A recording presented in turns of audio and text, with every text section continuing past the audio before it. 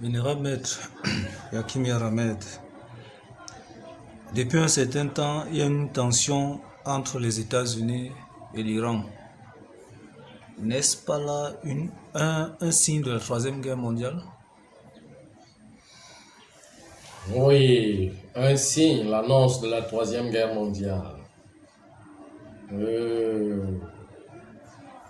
Moi, je ne prends pas mes informations dans le tas. Ça veut dire que dans le commun de vos archives, le commun des mortels, le commun de vos archives secrètes. Parce que je sais que même si et seulement si quelque chose a été arrangé ou convenu sur le plan physique, il peut y avoir des événements qui peuvent le changer, qui peuvent changer la procédure de cette chose. D'abord, ce que vous devez savoir, c'est que les États-Unis ne veulent pas entrer en guerre avec l'Iran. Les États-Unis ont peur d'entrer dans un désastre mondial. Les États-Unis ont peur d'entrer dans la Troisième Guerre mondiale. Alors, l'État iranien connaît ce problème. Il connaît la faiblesse des États-Unis. Et à tout moment, il faut les mettre la pression. Il faut lever le chantage. Il faut les faire bouger. Vous voyez ce que je dis. Donc c'est comme ça. Et que dans la coopération internationale, la Russie et la Chine est avec l'Iran. Et sur le plan caché des intérêts et autres, vous voyez, le chantage se passe d'un côté à l'autre. Je vais vous dire que les États-Unis sont tellement fragilisés. Vous voyez que c'est une très grande puissance mondiale, mais moi je vous dirais que non. Parce que ceux qui peuvent même tellement résister en guerre, c'est la Russie, plus que les États-Unis. Donc c'est un État, c'est, comment je vais dire, un ensemble d'États qui a adopté quelque chose, qui a adopté un système, le système de faire la guerre dans le mental. Ça veut dire que ils battent votre mental et ils vous fragilisent d'une manière ou d'une autre. Donc, et en ce moment-ci, je peux vous rassurer que les États-Unis sont fragilisés par ces petits pays-là, comme l'Iran. Comme on parlait de l'histoire dans votre Bible de David et de Goliath. Goliath n'avait pas peur de David. C'est dans votre Bible que, parce qu'il voyait sa taille, sa grandeur, et autres, mais la fin des événements a fait en sorte que la pierre de David puisse, bon, c'est l'allégorie, parce que ça a des explications sur le plan métaphysique que si je commence à vous expliquer, vous n'allez pas comprendre. Vous voyez, donc à la fin d'un processus, c'est la fourmi qui commence à déranger, et la fourmi manière qui commence à déranger dans l'oreille de l'éléphant. Et l'éléphant ressent vraiment qu'il est attaqué. C'est l'émotion. Quand vous touchez une partie du corps, toutes les parties du corps sont émotionnellement touchées. Vous voyez. Donc, les États-Unis ont peur d'entrer dans une troisième guerre mondiale, dans un désastre mondial. Là, c'est clair.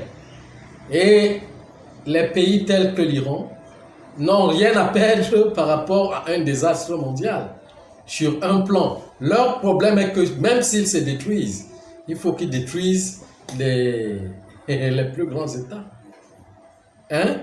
Et déjà même qu'il faut comprendre que sur le plan des intérêts, avec des influences qui se passent entre cette lutte de la guerre froide, hein, qui fait en sorte que cette lutte de la guerre froide fait en sorte que l'Iran est coaché par d'autres pays annexes comme la Russie pour marteler son chantage.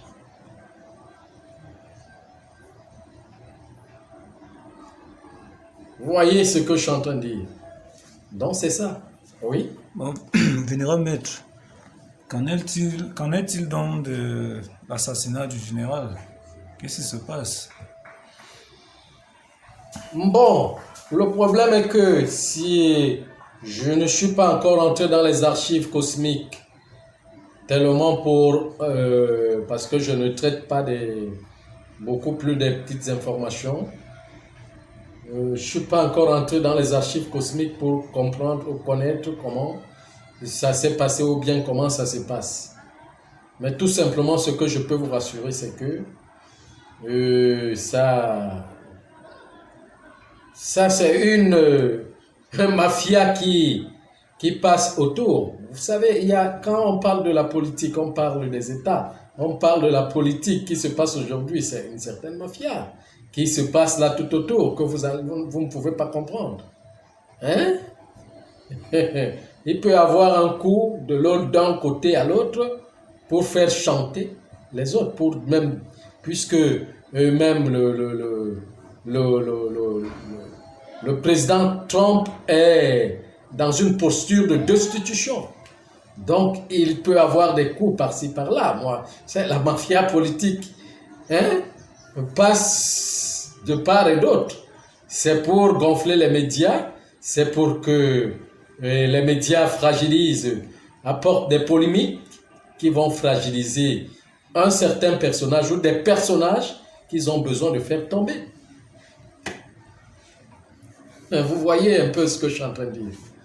Donc, je n'ai pas encore la réponse claire pour vous répondre à cette question, mais ce qu'il faut savoir, c'est qu'il ne faut jamais enlever la mafia dans ces États, surtout les États-Unis. Les États-Unis. Les États-Unis. S'il est vrai que c'est dans la presse, dans les médias, on dit que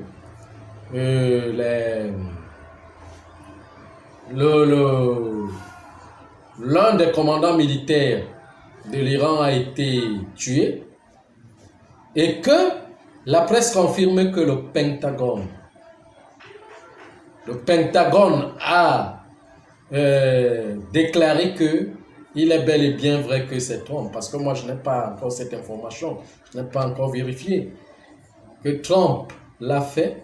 Pourquoi le Pentagone doit trahir son président de la République en exercice? Ça veut dire qu'il y a une mafia qui est en train de tourner autour.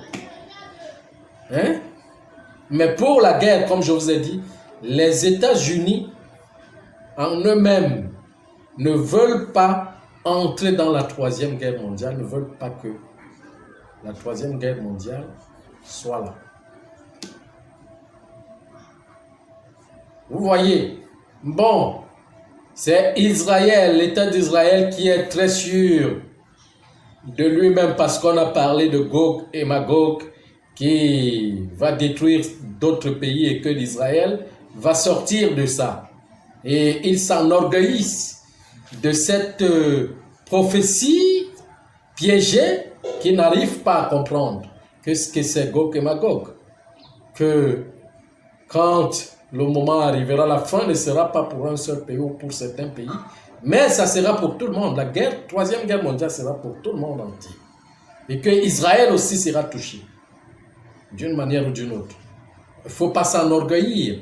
Il n'y a pas un État sur terre que Dieu a aimé ou bien aime plus que tous les autres États. Et d'ailleurs, l'enfant que Dieu aime le plus est celui le plus persécuté. Et c'est lui est l'enfant le plus meurtri. C'est par lui que commence même la mort, avant que la mort n'avance. Donc si Israël estime que Dieu l'aime beaucoup plus que le monde entier, Israël sera éprouvé plus que tout le reste du monde entier.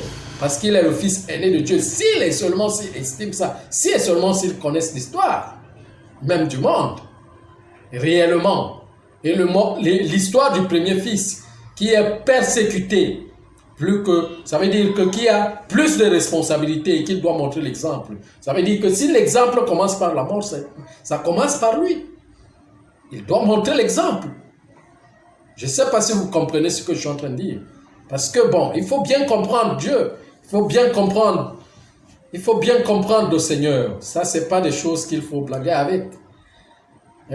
Parce que qu'on est premier fils de Dieu, on est épargné, non. C'est par là que commence l'expérience de Dieu. La première expérience. Si c'est la mort, ça commence par là. Si c'est la vie, ça commence par là. C'est par là que Dieu montre le chemin.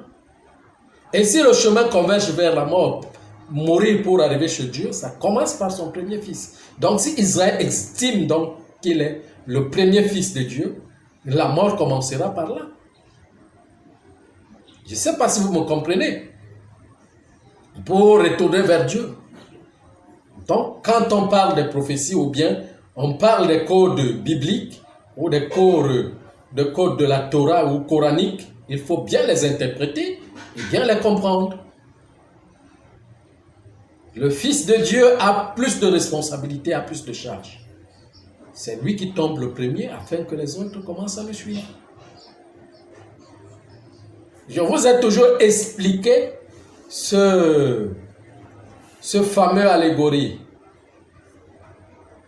qui demande à Moïse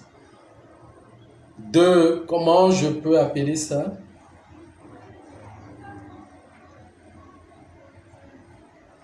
Qui demande à Moïse, qui dit que Moïse n'entre pas à Canaan. Mais Moïse doit entrer à Canaan. En réalité, Moïse doit entrer en Canaan, parce que Canaan, c'est le système solaire. Moïse doit absolument entrer à Canaan, mais Moïse ne peut pas entrer à Canaan,